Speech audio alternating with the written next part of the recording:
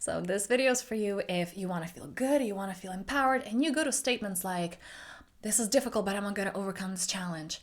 Now, statements like that are actually counterproductive, and I'm going to dive into why and what to do instead. So the reason I'm actually making this video is because it's something that I keep pointing out to my one-on-one clients, and when that shift happens, it's transformational. So let's dive right in.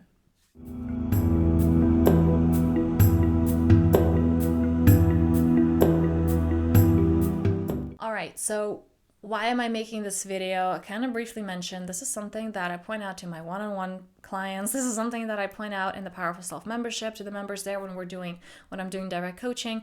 This is something that I honestly do with people in my life, with my accountability partners, for example. This is just like a regular language is important. A friend and I just a few minutes ago actually just spoke about how the language that we have, our native language, because we're both expats living in other countries, how that has such an effect, a profound effect in how we think and what goes into our subconscious, and how when we shift the language, the frequency of that language also impacts us. There are languages that are lower frequency and some that are higher frequency, and this is a whole different topic, but just to explain to you that language has frequency.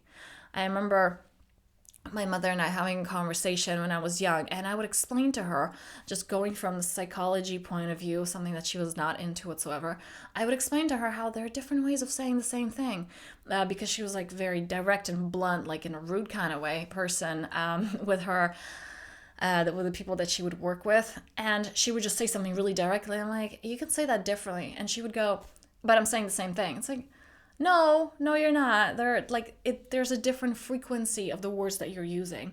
I didn't say it back then. I was using psychology as an example, but really going into more of the energetics, the frequency of your words, the vibration has a huge effect. So let's dive right in. Why is it not working? What's wrong with saying, this is a challenge, but I'm feeling powerful and I'm going to overcome it?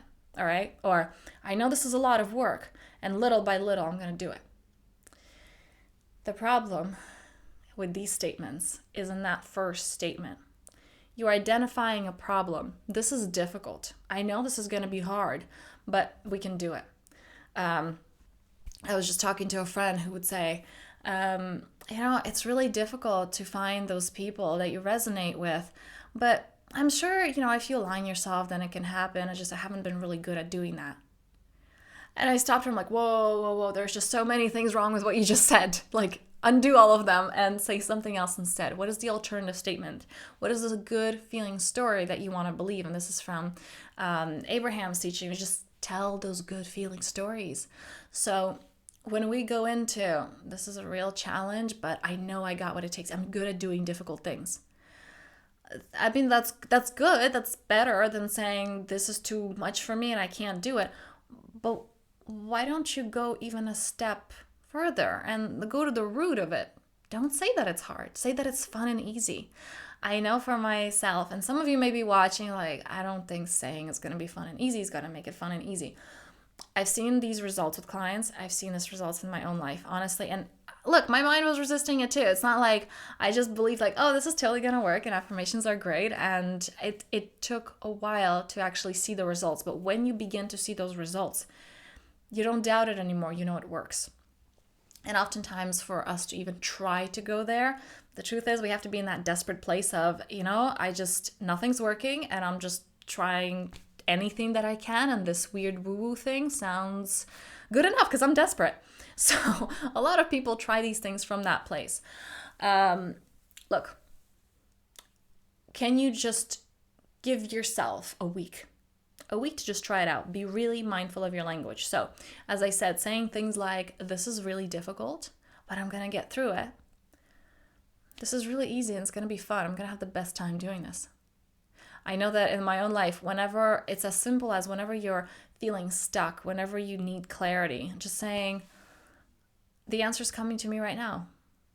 And every moment, I'm welcoming the answer more and more. With every minute, I'm allowing this knowledge to come to me. What you tell your mind is what the mind has to do. That's what it has to execute. So what's going on here is that the problem is that a lot of people allow the dog to basically run their house, right? It's a guard dog, the ego, and it's just the dog wants to go there, so everybody's there in that room. The dog wants to sit on the couch, you're going to make the pillows all nice and perfect for it. I'm not saying you don't love your dog. I'm saying dogs cannot run the whole household. It is you that are in charge. It is your conscious mind that really chooses, okay, I hear what you're saying, I hear what you need, but that's not what I believe is good right now. And it's not just saying like, no, and you're wrong. It's being there with. It's hearing what the subconscious wants to say. It's attending to the needs of the dog. But it's not allowing the dog run the household. And what we have is the dog running the household. This is the subconscious mind's going, I feel this way. And we're kind of guided by our feelings, even though feelings are thoughts. And we're going into, okay, it must be true. It's like, no, they're not. You chose some conscious or consciously or subconsciously, you chose the thoughts that led to that feeling. So taking control of your life, taking control of your mind, and this is done. I know it can feel slow and just annoying at the beginning, but trust me with this one. The frequency and vibration of your words can shift so many things. Absolutely all the people that I work with, I say when we start working together, I'm like, you're taking away should and must and have to out of your vocabulary. I was actually just recently in German class and we were learning the verbs there and the particular kind of verbs. And it was must and shoulds were first. And she was like giving us basically an assignment of try really hard to think of examples of must and shoulds. And I was there sitting in my mind going, oh no, we don't use those words. Like I'm not going to be programmed into using those words in another language either. I don't use them in English or in my mother tongue. So I'm like, no. And all these things that people would be coming up with examples, I would just go in my mind, it's like, you don't have to do that. That's not a must and a should, it's an option. Like there are other alternatives to it. Like that's not a must or a should. So things like must and should, those words that feel like they're trapping us, let them go completely, okay? And it's same with these words that it's also trapping you, right? It's like, it's going to be a challenge. It's going to be difficult. Let those go. Is that the story that you want to tell yourself? Be really mindful of just what is it that you're saying, whether you're saying it about you, about your own life, or if you're saying it about others. Your subconscious mind recycles it and uses it against you. So being really, really, really mindful of the way you speak. So to sum up, what did you hear me say? I would love to hear in the comments. Have you noticed that shifting for you? Have you noticed the talk? I might actually do another video because it's a deep one with some things that we say of what we want, what we don't want. This is something that I have a lot when I have clarity calls with people and they go into, I don't want this. So the right way to formulate that which you want to create in your life, that which you want to manifest, this is, I do feel like it's a separate video. Let me know below if that's something that resonates with you, if you want that. So to sum up, where is it that you're going in welcoming and challenge? Okay, so to sum up, where is it that you are welcoming in trouble? When you're saying this is going to be difficult, this is a challenge, well, it's not easy. Look for evidence that it is easy. Look for the people that have overcome that, because just we're creating our own trouble. Don't create it. Create fun and ease and joy instead. This is going to be fun and easy.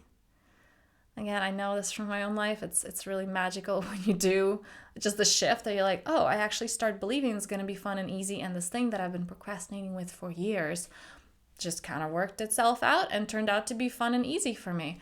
I had examples like that. My clients had examples like that. It really shifts when you just welcome in joy instead of trouble. Also, on this note, if you understand the frequency, the importance of that high frequency, high vibration, there's a free gift. The link is going to be below. Subconscious reprogramming first thing in the morning. You want to repeat that for several days because that vibration with which you wake up, because you wake up as a clean slate, okay? And then you remember all the things that are wrong in your life and all the things that have to be done and all the conflicts and all those things. And you want to focus on raising your frequency first. So that is how you go through your day. That is the energy that you bring towards your day. That is why I'm offering actually not one, but 3 free gifts. The link is below and you can check that out.